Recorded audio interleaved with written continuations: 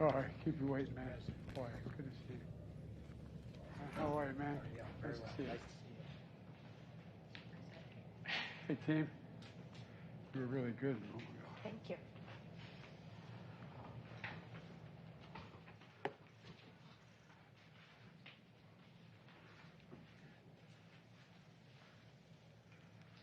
Hello, folks. Can they hear me up on the stage here? Well, let me begin by saying I apologize being a little late. There's a vote going on right now that a mild interest in, and I apologize for keeping you waiting. First of all, I want to thank the CEOs from some of America's leading companies, from technology to financial services to travel and retail. And we're here, we'll hear directly about the outlook for their businesses and the economy from their perspective, and how we transition from a historic economic recovery to a stable, steady growth and lower inflation without letting go of all the historic gains we made over the last 18 months. But before we get started, I want to say two things about the GDP report we received this morning. First, it's important to start with what we know before this morning's report. Our job market remains historically strong. Our economy created more than 9 million jobs since I came to office, in no small part because of the people on this stage. Our economy created more than 1 million jobs in the second quarter, the same period as today's GDP report covers. And our unemployment rate is 3.6%, near a record historic low. Secondly, households and businesses, the engines of our economy, continue to move forward. Just this past week, SK Group from Korea was here at the White House to announce $22 billion in new investment in semiconductors, advanced batteries, and electric vehicle chargers, and medical devices. That's on top of the $200 billion in clean energy investments in America from other businesses since we took office, all powering the strongest rebound in American manufacturing in 3 decades. Now, there's no doubt we expect growth to be slower than last year and the rapid clip we had. But that's consistent with the transition to a stable, steady growth and lower inflation. There's going to be a lot of chatter today on Wall Street and among pundits about whether we are in a recession. But if you look at our job market, consumer spending, business investment, we see signs of economic progress in the second quarter as well. And yesterday's Fed Chairman, the Fed Chairman Powell made it clear that he doesn't think the U.S. economy is currently in a recession. He said, quote, "There are too many areas of economic where the economy is performing too well." I said too well, T-O-O, too well. He pointed to the labor market as an example. The best thing we can do right now is put our economy in a better position to make the transition to stable, steady growth for Congress to, and is steady, stable growth is for Congress to act. That's the best thing we can do. They're voting right now, as I said. I applaud the bipartisan effort to get the CHIPS Act to my desk to sign into law, which would advance our nation's competitiveness and technological edge by boosting our domestic semiconductor production and manufacturing. Another thing that Congress should do is to pass the Inflation Reduction Act to lower prescription drug costs, which would reduce the deficit, I might add, and help ease inflationary pressures and ensure that 13 million Americans can continue to save an average of $800 per year in their health care premiums. Both of these bills are going to help the economy continue to grow, bring down inflation, and make sure we aren't giving up on all the significant progress we made in the last year. I'm going to stop there and begin the meeting. But thanks to the CEOs for joining me. And let me start with you, Brian, and thanks for taking all my phone calls, pal. At the Bank of America, I want to ask you a question. Your bank serves many Americans across the country. What are you seeing right now in terms of financial health of your consumers? What's the bank records tell you about the financial health? Well, thank you, Mr. President. It's good to see you recovering. So at Bank of America, we have 60 million consumers and 35 million core checking accounts for Americans. And so the couple key points. Number one, they're spending more money. through the first 25 days of July 2022, they've spent 10% more than they spent in July of 2021, the first 25 days. And that's consistent with what we saw in the whole second quarter and earlier this year. The second key point, I'd say, Mr. President, is their balances are much higher than they were in a pandemic. And so if you look at people of sort of $100,000 income families in our client base, you'll see that their balances go from 3 to 5 to 7 times more than they were in a pandemic. And by the way, they have grown in the month of July versus June so far, which is good news. So they have some money in their accounts still to help them through as the economy resets and settles in. The third thing is on their borrowing. Our credit statistics are better than they ever been, much better than 19, which was a pretty good credit year for banks. So delinquencies are low. They haven't gone up in the month of July. There's lots of credit availability for our customers, and their ability to borrow in the home equity lines or their credit cards. Obviously, the most rate-sensitive parts of the economy, due to what the Fed is trying to achieve and slowing down the economy and getting on more sound footing, mortgages and car loans and things like that have slowed down, but that's an intended outcome. And so even in accounts, you can also see that they're receiving paychecks because we can see that, recurring payments, so that's good. So the consumer's on good spending, as the balance is borrowing, and then the question is what they're spending on, and travel and experiences versus goods. They bought everything they could. They bought a lot of stuff when they were cooped up at home. They're now out traveling and experiencing the world through the vaccines and the condition of the COVID pandemic. But unfortunately, as you noted earlier in your comments, they've had to spend more on gas. But the good news is, if you look at June versus July, the year-over-year growth has gone from a 40+% growth rate in spending on gas to 30%. So it's starting to come down as you've seen the price of oil stabilize. Then the last thing I'd add is just what's on their mind when we talk to them, the same things you read about in the paper. They're worried about inflation because prices go up. They're worried about rent increases because half the consumers in America don't have a mortgage, so they're renting or paying on a monthly basis. And they're worried about, frankly, a lot of our consumers are saving, putting money in the market, and when the market's down. The good news is it seems that we've stabilized on those matters and we go forward. So right now they're doing what we want them to do, which is being employed. Some of the stress is in the system. There's no discounting that, and we're trying to help all those customers through the stress. But that stress has been mitigated by the work that your administration, prior administrations did to help people through the pandemic, and also just the strong employment that you spoke about. Well, Brian, thanks a lot. I really do appreciate and thanks for always being available for your input. I appreciate it a great deal.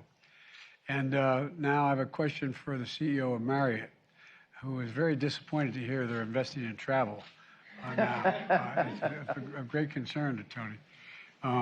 Tony, the travel and hospitality industry is experiencing, it did experience tremendous hardship during the pandemic. But the recovery now is experiencing is a very different experience. It's things look really up for your industry right now. And how would you describe the industry today, and how do you see the path of demand through the end of the year? I know nothing's guaranteed, but what's your sense? Well, thank you, Mr. President, for the invitation today. I think what we've learned over the last couple of quarters is really the resilience of travel. And when we look at our forward booking data, we see real evidence of that resilience. And what's interesting, we think about our business through 3 demand segments: leisure, business travel, and group.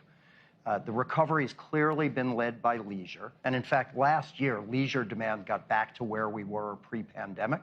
But what's encouraging is we're seeing real recovery in the other 2 segments. Business transient's been a slower recovery, but as we see more and more folks returning to the office, we see continued improvement. And maybe the biggest surprise has been the pace at which group demand has come back. And group, correct. And we fully expected social group to recover quickly with all of the canceled weddings and bar mitzvahs and family reunions. But now we're seeing strong and consistent recovery in business group travel as well. So quite encouraging. We get lots of questions about what's driving this recovery in the face of rising interest rates, high inflation environment, fuel prices, and the like. But I think there's a series of factors. You and Brian both touched on one, which is the elevated savings rates we see across the country. There continues to be deep pent-up demand as a result of the pandemic. I think there's a bit of a psychographic shift away from consumption of hard goods towards investment in experiences, which is helping our business a great deal. And then when we look on a global basis, the continued opening of borders, the easing of restrictions that restricted travel is having a massive impact on our global business. And maybe I'll just close by thanking your administration and in particular Secretary Raimondo for your work to eliminate the inbound international testing requirement. We think that's going to be very impactful on the travel and tourism sector. And in fact, the U.S. Travel Association just came out and said they expect the direct impact of that change to be an incremental more than 5 million visitors to the U.S. in the balance of this year, spending more than $9 billion. Well, that sounds pretty encouraging overall, not just for this summer, but looking forward. One of the things I want to ask you about is that obviously the pandemic had a profound negative impact. But right now, as I look out there, and I've traveled around the world a lot of late, going to various conferences, there seems to be a willingness or an inclination for business to travel more. Instead of everybody sitting and Zooming everything, it seems to me in-person movement of personnel in businesses around the country, and I see it more around the world, quite frankly, seems to be on the up. Is that accurate, or is that just a perception? President, and in fact, we see two principal drivers. I think number one, businesses that are customer-facing, consulting firms, law firms, accounting firms, they will tell you that the best way for them to optimize their business is to be in person, embedded in their customers' offices every day. And I think the last few years have reminded us of the power of in-person interaction. The other thing we see is rapidly growing demand for training. Many employers across this country rely heavily on the strength of their corporate culture. And as they're hiring thousands of new employees, it's really hard to immerse those employees in a culture via Teams or Zoom. And so the demand we see rising for in-person training has been quite significant. Well, I don't want to get off on this. Corning would know something about this, but there's so many new jobs on the horizon in the tech-related field that the need to train personnel to be able to handle these jobs is totally within our capacity, but it's needed. It's not like it's on-the-job training for a lot of these things. And so one of the things we're looking at, our economic team, secretary, is how we engage everything from community colleges to other entities to train people for the need that exists in that community, And so it's totally consistent with what you're saying, because there's going to be and we're talking about potentially a lot of jobs. I mean, we're talking about thousands of jobs. But again, a lot of it requires some, training. It's not all on-the-job training. Well, thank you very much for talking to me about that, Tony. And now what I'd like to do is there's an outfit called Corning, right, Wendell? And you're the CEO of a great company. And look, we've seen an inflection point in U.S. manufacturing over the last year.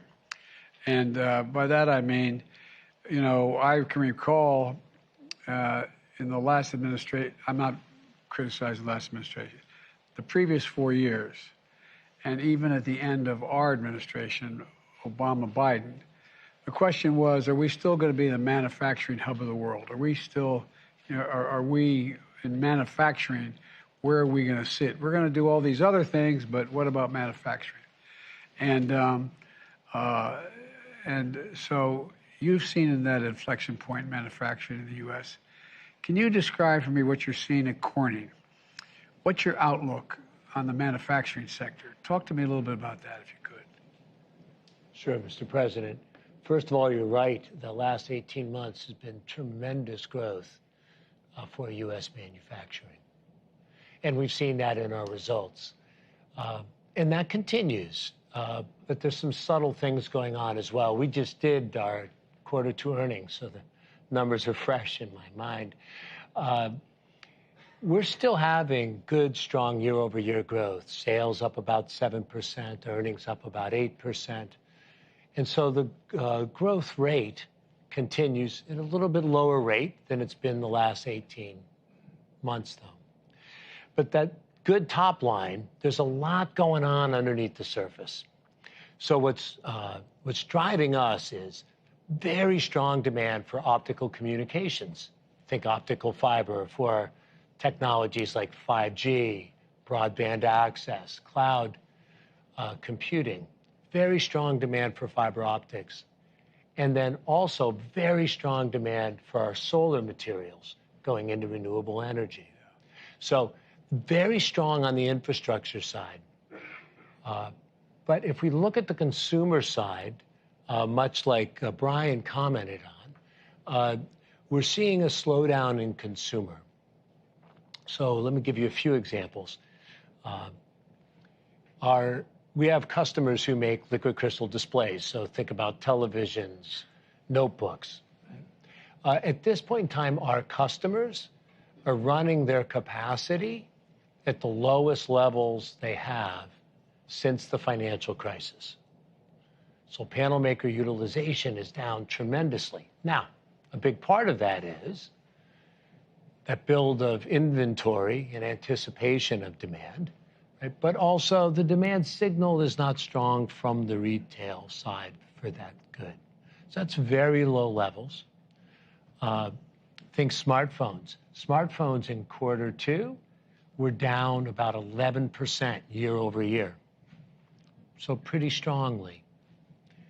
Auto, been depressed for a long time, mostly on supply chain basis. Demand has been there. But there's interesting signals in global demand. In April, there were 0 cars sold in Shanghai. Zero. COVID lockdowns, but 0 is a really low number, right? COVID lockdown or not. Right? In Europe, in June, we had the lowest number of new car registrations that we've seen since 1996. So we're a global player, so it's the whole global economy, so it's harder for us to, pick on what is in the U.S., Europe, Asia. But if we were to look at it right now and the trends we see, I'd say the consumer electronics side looks slow. Automotive, not really strong, can't quite sort between supply chain issues or demand. And as we look forward, we'd say the overall trends, that's what we're counting on continuing. Super strong demand in optical communications and solar. And as we now work with Secretary Raimondo on connecting the unconnected next year, that will continue and strong and will expand to meet that. Solar demand we see going forward unabated and will also expand in that. But consumer seems soft to us. Yeah. Well, one of the things that my father was in the automobile business his whole life, ran a major dealership, a General Motors dealership. And growing up as a kid, you knew whether cars were selling or not based on tuition and whatever things. But all kidding aside, I knew, but I never had tried to visualize how critical the high-quality computer chips were for an automobile. And a significant part of the slowdown that occurred when it hit is inflation, the cost of automobiles. People are not buying them, also because they cost so damn much. There's so few of them. They're not manufacturing nearly what they were able to manufacture in the past because of the fact that there's lack of computer chips. But it's not just automobiles. It's anything, phones, cell phones, a whole range. Whereas I found it interesting you talking about how, on the fiber optic piece, that is moving.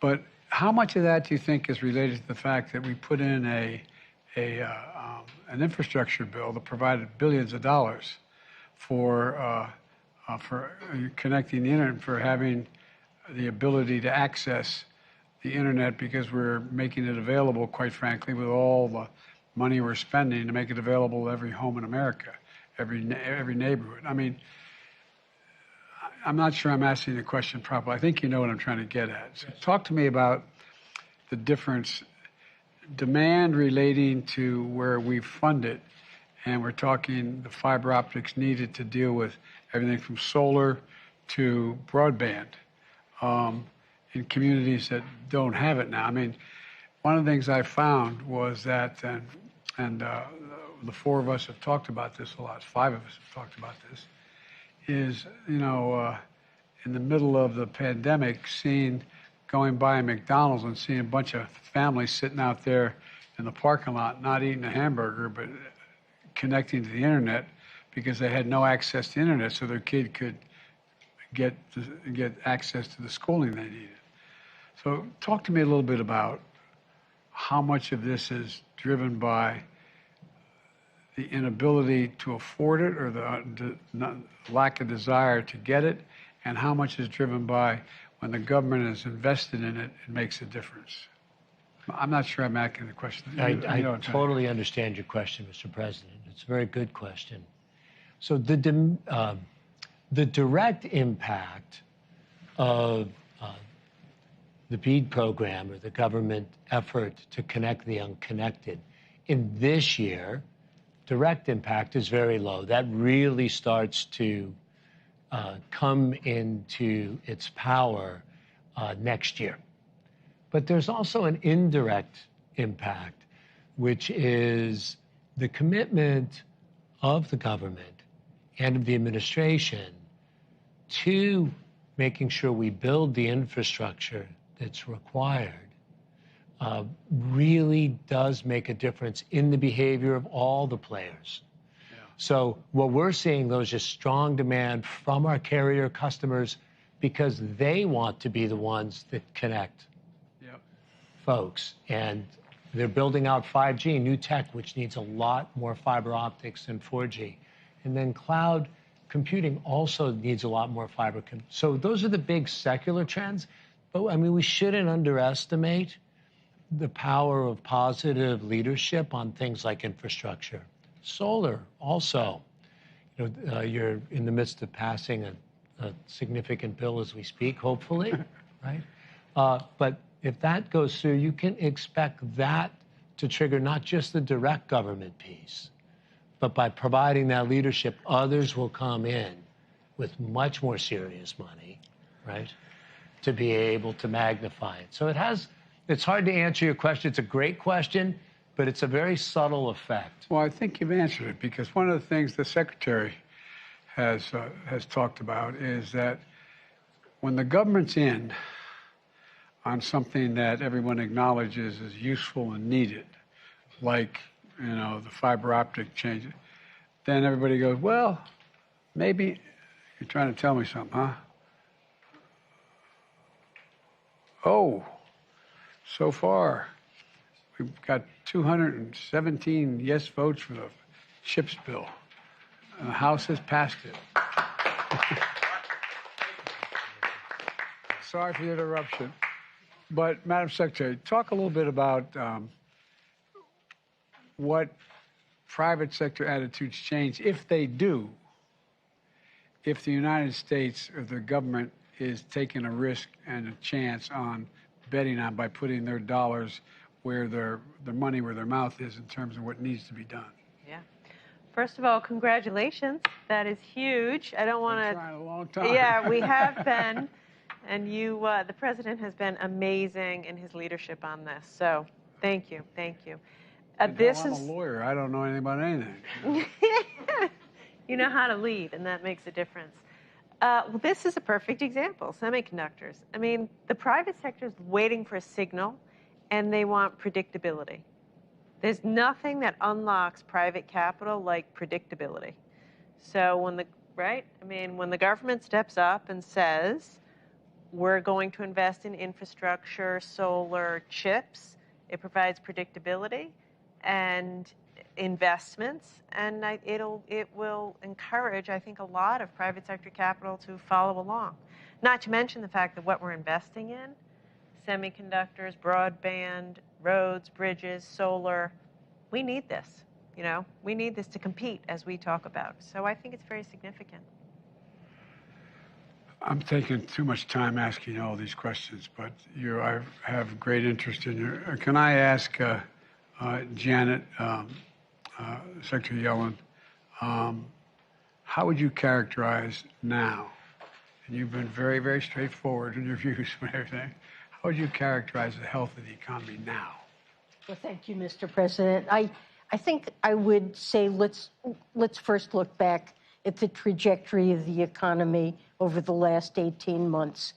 During that period, the United States has experienced an historic economic recovery.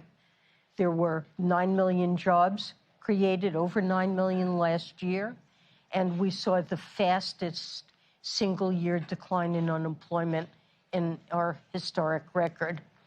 And I think at the core, this rebound has really reflected the administration's policies, especially the rescue plan and the timely fiscal support it provided, along with vaccination efforts that allowed our businesses to reopen and let Americans get back to work. Right now, there are an enormous set of global headwinds, including a war in Europe and successive variants of the pandemic, but our economy remains resilient. So we're clear-eyed about the challenges we face now and in the future, which have especially been driven by global factors like Russia's illegal war in Ukraine, the lingering effects of the pandemic with lockdowns in places like China. Growth is slowing around the world. Inflation remains unacceptably high. And of course, it's your overriding objective, our administration's top priority, to bring it down. As you said, Mr. President, we're at a transitional moment in our economy. We're focusing on moving from a period of rapid recovery that we enjoyed over the last 18 months to now achieving steady, sustainable growth, but without sacrificing the gains we've made. And, you know, economists should look holistically, I think, at data when we evaluate the state of the economy. And we can see, for example, from today's GDP report, that growth in private demand has slowed. That does indicate an economy that is transitioning to more steady and sustainable growth. But job creation is continuing. Household finances, as we've discussed and Brian discussed, household finances remain robust. Consumers are spending. And I believe that in the months to come, with skill and luck, it will be possible to maintain that strength, particularly the strength we enjoy in the labor market, while easing the tightness that has been driving inflation. We know there's an old expression, a baseball coach of the Dodgers years ago, Leo DeRocha, said, I'd rather have Lady Luck sitting on my bench than skill. My grandfather was an All-American football player at Santa Clara in the turn of the century. You say, no, I'd rather have luck and skill on the bench. So we're looking for both. Let me just say before I yield to you, Brian, and we can move on to the rest of the folks here. It's interesting and totally understandable why the vast majority of the American people have no idea what the recovery plan did, what the government did at all. I mean, the reason why we still had teachers in school, kids going to school, the reason why we had cops on the beat, the reason why we had essential workers, states couldn't afford it, cities couldn't afford it, towns couldn't afford it, counties couldn't afford it. So we came up with this rescue plan and gave them billions of dollars to keep the economy in their cities and towns and states moving. And one of the things and I fully understand it, like I said, I was raised in one of those households where when the price of a gallon of gasoline went up, it was a topic of discussion around the kitchen table. We weren't poor. We were just typical middle-class family in a 3-bedroom house with 4 kids and a grandpa. But all kidding aside, we lived fine. But it mattered. It mattered whether the price of gasoline went up. One of the things that I find is I look at, and I take it very seriously, the confidence level of the American people in the economy, and they're so down, and they're looking. There's reason to be down, but I started thinking about it, and Brian and you and I talked about it just a little bit. You know, the first year we were able to, with the rescue plan, we were able to send them a check for $8,000. I mean, a check. One, and beyond that, by the way, there's more than that. But if you're making $120,000 and you get a check for $8,000, that's a lot of money. And so it helped save a lot of people in terms of getting thrown out of their homes and rental housing and a whole range of things. But I started thinking about it, just as somebody who's raised a middle-class kid. One year, even though you didn't have the job you have now, even though you didn't get a raise that year, the difference between having a job, having a 5% raise or whatever, 3, 5, 7, whatever it happens to be, in the face of inflation, price of the pump, although that's down every day so far, but, it's like, whoa, I feel worse off. But then again, I didn't get a check for $8,000 from the government. They just, among other things. Does that make any sense to anybody, or is it just me? Well, it really makes a huge difference, Mr. President, because, as you said, it kept food on the table, helped people take care of their kids, especially at a time when many were out of school and it was hard to work. And the spending it generated put people back to work. And, as I mentioned, we've seen the biggest stretch of job creation that got America back to work. And we need to bring down inflation, but we need to preserve the success that plan achieved in the labor market. I know you're all busy as the devil, especially the folks who haven't had a chance to speak yet. I'm sorry I have so many questions, but I have great respect for your collective judgment here. Brian, I'm yielding to you. I'm going to shush up. We're going to transition here and move the press out. But I think on the point that you just made is one of the things that Brian Moynihan said was household balance sheets. Part of the reason why household balance sheets have held up the way that they have, and you mentioned the word resilience too, part of the reason why household balance sheets have held up the way that they have through a lot of uncertainty.